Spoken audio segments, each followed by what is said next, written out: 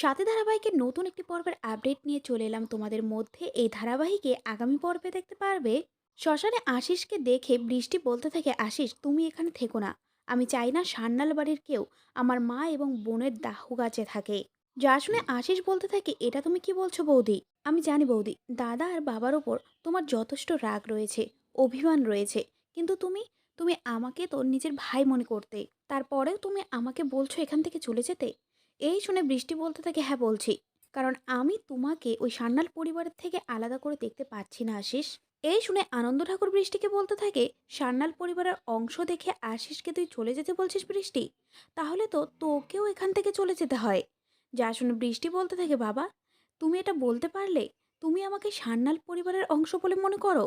যা শুনে আনন্দ ঠাকুর বলতে থাকে, তোকে হয়তো মনে করি না, কিন্তু তোর গর্ভে যে বেড়ে উঠছে সে তো সান্যাল পরিবারেরই বংশধর। তো বন্ধুরা, তোমরা কি মনে করছো তাহলে কি বৃষ্টি এখান থেকে চলে যাবে?